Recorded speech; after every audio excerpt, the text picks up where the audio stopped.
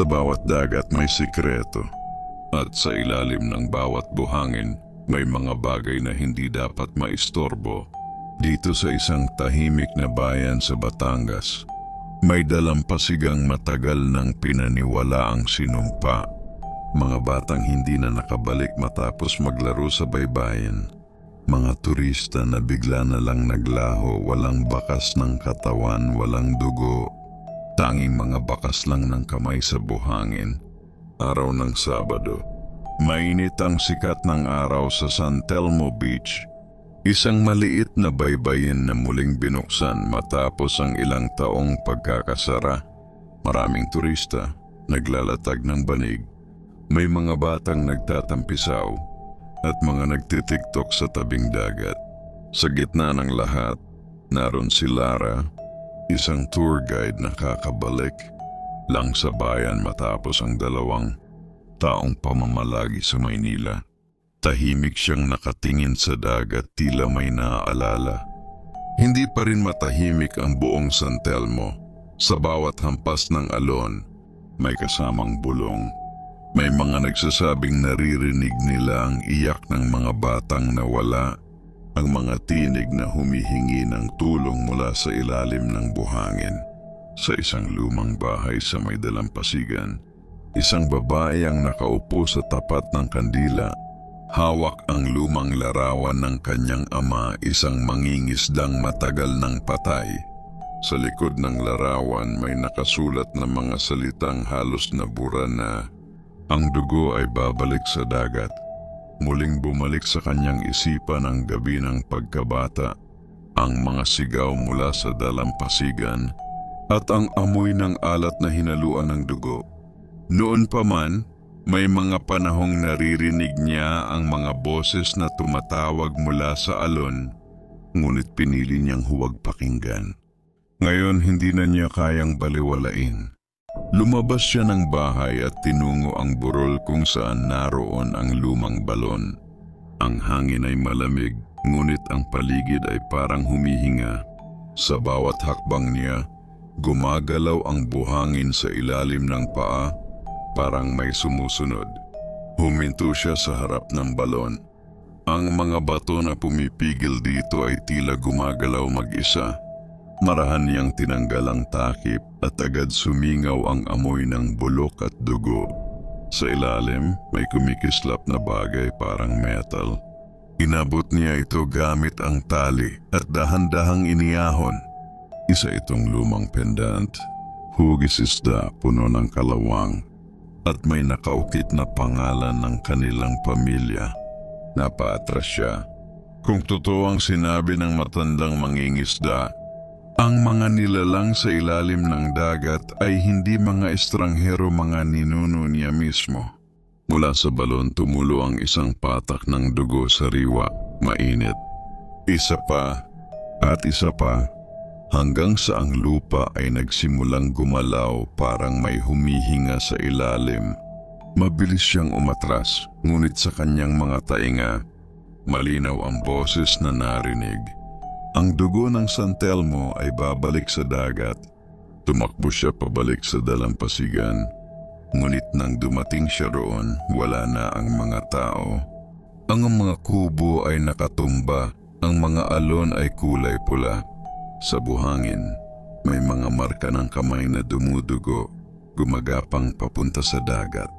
Humakbang siya pabalik, nanginginig habang unti-unting lumalabas mula sa ilalim ng buhangin ang isang hugis tao na nilalang, balot ng putik.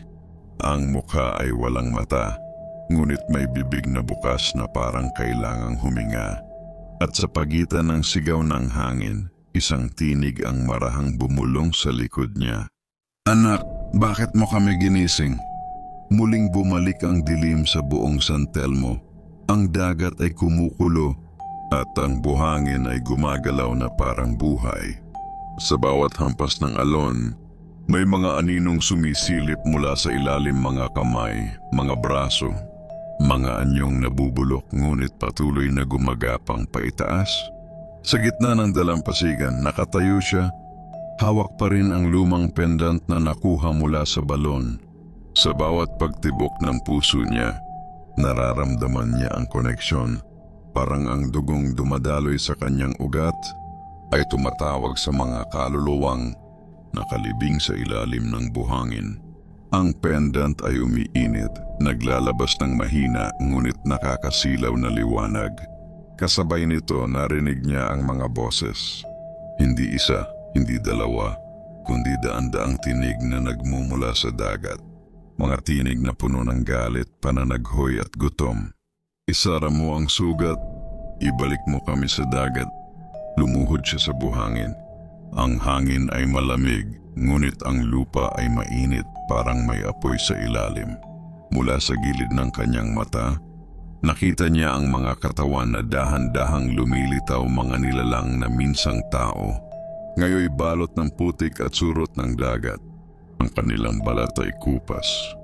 Ang mga mata ay butas na lang at ang mga daliri ay mahahaba at matutulis. Ang bawat isa ay gumagapang papunta sa kanya, ngunit sa halip na umatras, nanatili siya sa lugar. Dahil sa kanyang puso, alam niyang ito ang katotohanan, siya ang dugong pinagmulan, ang huling anak ng San Telmo, ang tulay sa pagitan ng buhay at ng dagat. Mula sa langit bumuhos ang ulan. Ang buhangin ay nagmistulang putik at sa ilalim ng kanyang mga paa, may mainit na likidong umaagos. Dugo. Maraming dugo. Pumapaitaas mula sa lupa. Umahalo sa ulan. Bumabalik sa dagat. Sa isang iglap nakita niyang bumukas ang tubig, parang isang bibig na napakalaki. Nilalamon ang mga nilalang na nagmula sa ilalim. Isa-isang hinihigop ng dagat ang mga nilalang pabalik, kasabay ng kanilang mga sigaw. Ngunit hindi sila sumisigaw sa sakit. Sumisigaw sila sa pangalan niya. Anak ng San Telmo, isara mo ang pinto. Pinikit niya ang kanyang mga mata, itinaas ang pendant, at pinisil ito hanggang pumutok ang balat sa kanyang palad. Tumulo ang dugo direkta sa buhangin. Sa sandaling iyon, tumigil ang hangin, tumigil ang dagat, tumigil ang lahat. Ngunit sa katahimikan, may boses na bumulong sa likod niya, hindi galit, hindi rin gutom. Isa lamang itong pamilyar na tinig, malambing, mahina. Tapos na, anak. Ngunit tandaan mo, ang dagat ay hindi kailanman natutulog. Lumipas ang 3 araw. Tahimik na muli ang San Telmo. Ang mga tao'y nagbalik sa kanilang mga bahay. Pilit na kinakalimutan ng mga gabing nilamon ng takot. Ang dagat ay tila bumalik sa dating anyo, malinaw, asul, payapa. Ngunit sa ilalim ng katahimikan may bahid ng hiwaga. Sa tabing dagat nakatayo ang isang batang lalaki. 8 taong gulang, hawak ang maliit na timba at pala. Nakangiti siya habang ginagawa ang kanyang sandcastle. Hindi alintana ang mga alaala ng mga nawala noon sa parehong lugar. Sa bawat hukay ng pala, lumalabas ang malamig na singaw. Mula sa ilalim ng buhangin, parang hinga ng nilalang na natutulog. Isang pagaspas ng hangin ang dumaan. Napatigil ang bata. Inilapit niya ang kamay sa lupa at naramdaman niyang ito'y bahagyang gumagalaw. Hindi niya alam kung bakit, ngunit parang may tumatawag. Isang mahina ngunit malinaw na bulong. Ibalik mo kami. Napatingin siya sa dagat, walang tao, walang bangka, walang ibon. Tila pati ang hangin ay natigil sa paghinga. Mula sa kanyang harapan, sa mismong gitna ng buhangin, may maliit na bula ng dugo na sumingaw, sabay ang marahang pag-angat ng lupa. Isang hugis kamay ang dahan-dahang lumitaw, at bago pa man siya makatakbo, hinila siya pababa ng buhangin. Ilang segundo lang at tahimik na ulit ang lahat. Walang bakas ng katawan, walang dugo. Tanging ang timba lang ang naiwan na kataob. Umiikot sa hangin bago tuluyang tumigil. Kinagabihan sa may lumang bahay na malapit sa dalampasigan, nagising ang babae sa tunog ng hangin. Binuksan niya ang bintana. Ang dagat ay maalon kahit walang bagyo. At sa gitna ng alon, may aninong nakatayo, mahaba ang buhok, nakatingin sa direksyon ng kanyang bahay. Hindi siya kumilos. Hindi siya sumigaw. Dahil sa loob ng kanyang dibdib, alam niyang iyon ay siya rin, ang bahagi ng kanyang kaluluwa na naiwan sa dagat. Unti-unting nagsara ang bintana. Nang muling sumikat ang araw, wala na ang babae. Ang tanging naiwan ay ang pendant na hugis isda, nakabaon sa buhangin, kumikintab sa ilalim ng araw, tila naghihintay sa susunod na tatawag sa alon. Humupa na ang sigaw ng mga tao. Ang tanging naririnig na lang ay ang hampas ng alon at ang mahinang pag-ugong ng hangin. Sa gitna ng dilim, lumulutang sa buhangin ang red flag na ginamit ni Migs kanina bilang babala. Dugwan ito. May narinig na mga yapak. 3 tao lang ang naiwan sa dalampasigan, si Migs, Dr. Samaniego at si Irene, ang babaeng nawala ng kapatid. Hindi ako aalis dito hanggat hindi ko siya nakikita, maring sabi ni Irene. Hawak-hawak ang flashlight. Hindi mo siya makikita, sagot ni Dr. Samaniego. Nanginginig ang boses. Hindi na siya. Tawang humila sa kanya. Tahimik. Wala ni isang tunog ng insekto o ibon. Biglang, blag, may bumagsak mula sa ilalim ng buhangin, isang paa. Natuyot, kulayabo, parang sinipsip ang laman. Diyos ko, bulong ni Migs. Parang sinipsip lahat ng dugo. Hindi lang dugo, tugon ng doktor. Lahat ng tubig sa katawan nila, para bang ginawang tuyong isda. Umuga ang lupa, parang may gumagalaw sa ilalim nila. Mabilis na umatras si Irene. Umalis na tayo, sigaw niya.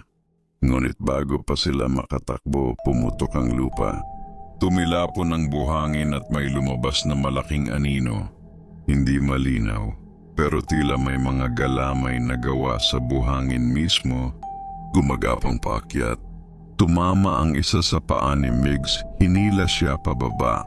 Napasigaw siya ng ubod lakas habang hinihila ng buhangin ang kalahati ng katawan niya. Saklolo, tulungan niyo ako! Hawak ni Irene ang kamay niya, pilit hinahatak pero parang may vacuum sa ilalim. Tama na, bitiwan mo ako, sigaw ni Migs bago tuluyang nalunod sa buhangin. Tahimik. Wala na si Migs. Si Dr. Samaniego at Irene parehong nanginginig. Lumuhod si Irene, humahagulgol. Bakit? Bakit parang buhay ang buhangin? Hindi ito ordinaryong buhangin, sagot ng doktor. Ang San Argo. Dati itong sementeryo bago tinabunan ng resort project. Tahimik pero sa ilalim ng lupa, may gumagalaw. Mga aninong parang mga kamay, dumarami pa. At sa gitna ng dagat, isang malaking umbok ng buhangin ang unti-unting umaangat. Parang may nilalang na papalapit sa pampang. Maliwanag na pero may kakaibang lamig sa hangin. Tila walang nakakaalam sa mga nangyaring gabi. Naglalakad si Irene sa gilid ng dalampasigan, nakatingin sa buhangin. Tahimik lang ang mga resort staff, para bang walang nangyari. Nakangiti sila pero halatang pilit. Lumapit si Mr. Velasco, ang may-ari ng resort. Ma'am, narinig ko ang tungkol sa kapatid mo pero sana huwag mo nang palakihin. Wala namang nangyayari dito. Nagtaas ng kilay si Irene. Wala? Tahimik ang paligid. Ang alon ay dahan-dahang humahampas sa buhangin na parang walang alam sa mga pangyayaring nagdaan. Si Irene ay nakatayo sa mismong lugar kung saan nalunod si Migs kagabi. Bit-bit niya ang cellphone na puno ng mga video, ebidensya ng nilalang sa ilalim ng buhangin. Sa likod niya lumapit si Dr. Samaniego, bit-bit ang mga papel. Dr. Samaniego, hindi nila tayo papaniwalaan, Irene. Sinubukan ko nang sabihin sa pulis. Akala nila baliw ako. Irene, hindi ako aalis dito. Kailangan kong malaman kung anong klaseng halimaw ang nasa ilalim ng San Argo. Napahinto silang dalawa. Gumagalaw na naman ang buhangin. Biglang pumutok ang lupa. Mula sa ilalim ay sumirit ang hangin at buhangin parang may sumabog na balon. Lumabas ang isang malaking nilalang na parang buhangin mismo ang balat. May mga galamay na tila gawa sa alon at lupa. Napasigaw si Irene. Hinila siya ni Dr. Samaniego patakbo, pero nahawakan siya ng halimaw sa paa. Irene, "Wag mo akong bitawan, Doc." Dr. Samaniego. Irene, "Kumapit ka!" Binitiwan ni Irene ang cellphone na hulog ito sa buhangin. Nakaharap sa halimaw at patuloy ang pagre-record. Isa pang hampas at pareho silang nilamon ng lupa. Makalipas ang ilang segundo, tumigil ang paggalaw ng buhangin. Tahimik ulit ang dalampasigan. Walang bakas ng dugo, walang katawan, parang walang nangyari. Sa malayo dumating ang mga turista, naglalakad, nagtatawanan. Isa sa kanila ay may napulot isang cellphone na bahagyang natabunan ng buhangin. Turista, "Uy, cellphone oh." Naka-video pa. Ipinlay nila. Sa screen, lumitaw ang huling frame. Ang buhangin na humihinga, unti-unting bumubuka, at isang mata na sumilip mula sa ilalim. Sa San Argo, walang nawawala. Nilalamon lang sila ng lupa.